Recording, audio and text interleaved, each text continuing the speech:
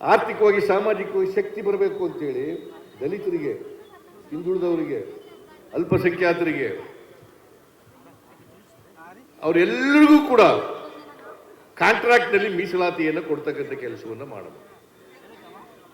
ಮೊದಲು 50 ಲಕ್ಷಕ್ಕೆ ಮಾಡಿದೆ, ಆಮೇಲೆ 1 ಕೋಟಿಗೆ ಮಾಡಿದೆ, ಈಗ 2 ಕೋಟಿ ರೂಪಾಯಿಗೆ ಮಾಡಿದ್ದೀವಿ. ಪ್ರವರ್ಗ 1, ಪ್ರವರ್ಗ 2A, ಪ್ರವರ್ಗ 2B ಮತ್ತು ಮುಸಲ್ಮಾನರು ಅದು ಒಂದು ದೊಡ್ಡ ಪ್ರಚಾರ ಮಾಡಿಬಿಟ್ರು. ಏನು ಅಪೀಸ್ಮೆಂಟ್ ಮಾಡ್ತಾರೆ. ಆರ್ಥಿಕವಾಗಿ ಸಾಮಾಜಿಕವಾಗಿ ಶಕ್ತಿ ಇದೆಯಾ ಮುಸಲ್ಮಾನ್ ಜನರಿಗೆ? ವಿದ್ಯಾವಂತರಾಗಿದ್ದಾರಾ? ಆರ್ಥಿಕವಾಗಿ ಸಬಲರಾಗಿದ್ದಾರಾ? ಮತ್ತೆ ಯಾಕೆ ಮಾಡಬಾರದು?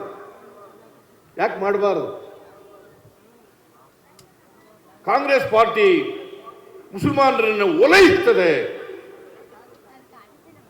ಈ ಸಮಾಜದಲ್ಲಿ ಯಾರೇ ಇರಲು ಕೂಡ, ಯಾರೇ ಆರ್ಥಿಕವಾಗಿ ಸಾಮಾಜಿಕವಾಗಿ ಶಕ್ತಿ ಇಲ್ಲ, ಅವ್ರೆಲ್ರಿಗೂ ಶಕ್ತಿ ತುಂಬತಕ್ಕಂಥದ್ದೇ ಕಾಂಗ್ರೆಸ್ ಪಕ್ಷದ ಧ್ಯೇಯ ಮತ್ತು ಬದ್ಧತೆ ಅಂತಕ್ಕಂಥ ಮಾತುಗಳನ್ನು ಹೇಳಲಿಕ್ಕೆ ಬಯಸ್ತಾ ಇದ್ದೇನೆ. ಸಿದ್ದರಾಮಯ್ಯ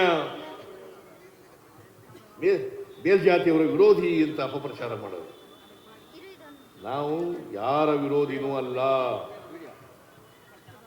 ಯಾವ ಜಾತಿ ವಿರೋಧಿನೂ ಅಲ್ಲ. ಯಾರ್ಯಾರು ಅವಕಾಶಗಳಿಂದ ವಂಚಿತರಾಗಿದ್ದಾರೆ, ಯಾರಿಗೆ ಇನ್ನೂ ನ್ಯಾಯ ಸಿಕ್ಕಿಲ್ಲ, ಯಾರಿಗೆ ಇನ್ನೂ ಅವಕಾಶಗಳು ಸಿಕ್ಕಿಲ್ಲ, ಆ ಜನರ ಪರವಾಗಿರತಕ್ಕಂಥದ್ದೇ ನಮ್ಮ ಸಂವಿಧಾನ ಹೇಳ್ಕೊಟ್ಟಿರ್ತಕ್ಕಂಥ ವಿಚಾರ, ಬಾಬಾ ಸಾಹೇಬ್ ಅಂಬೇಡ್ಕರ್ ಅವರು ಕೊಟ್ಟಿರ್ತಕ್ಕಂಥ ವಿಚಾರ. ದಕ್ಷಿಣ ಆಫ್ರಿಕಾದಲ್ಲಿ ಮಂಡೇಲಾ ಏನಂತ ಹೇಳಿದ್ದಾರೆ ಗೊತ್ತಾ? ಬಾಬಾ ಸಾಹೇಬ್ ಅಂಬೇಡ್ಕರ್ ಅವ್ರ ಬಗ್ಗೆ, ನನಗೆ ನಮ್ಮ ಸಂವಿಧಾನ ಬರೀಲಿಕ್ಕೆ ಇಂಡಿಯನ್ ಕಾನ್ಸ್ಟಿಟ್ಯೂಷನ್ ಸ್ಫೂರ್ತಿ. ಮಂಡೇಲಾ ಹೇಳಿರೋದು. ನಮಗೆ ಸ್ಫೂರ್ತಿ ಏನಪ್ಪಾ ಅಂತಂದ್ರೆ ಇಂಡಿಯನ್ ಕಾನ್ಸ್ಟಿಟ್ಯೂಷನ್. ಯಾಕಂದ್ರೆ ಬಾಬಾ ಸಾಹೇಬ್ ಅಂಬೇಡ್ಕರ್ ಅವರು ಇಂಡಿಯನ್ ಕಾನ್ಸ್ಟಿಟ್ಯೂಷನ್ ಬರೆಯುವಾಗ ಇಡೀ ಜಗತ್ತಿನ ಕಾನ್ಸ್ಟಿಟ್ಯೂಷನ್ಗಳನ್ನೆಲ್ಲ ಓದೋದು, ಅಲ್ಲಿರ್ತಕ್ಕಂಥ ವಿಚಾರಗಳನ್ನು ತಿಳ್ಕೊಂಡ್ರು.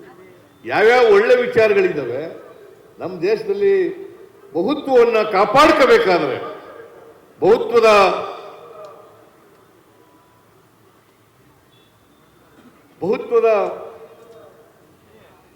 ದೇಶ ಕಟ್ಟಬೇಕಾದ್ರೆ, ದೇಶದಲ್ಲಿ ಸ್ವಾತಂತ್ರ್ಯ, ಸಮಾನತೆ, ಭ್ರಾತೃತ್ವವನ್ನು ನೆಲೆಸಬೇಕಾದ್ರೆ ಏನು ಮಾಡಬೇಕು ಅಂತಕ್ಕಂಥದ್ದನ್ನ ಬಾಬಾ ಸಾಹೇಬ್ ಅಂಬೇಡ್ಕರ್ ಅವರು ಬಹಳ ಸ್ಪಷ್ಟವಾಗಿ ಹೇಳಿದ್ದಾರೆ.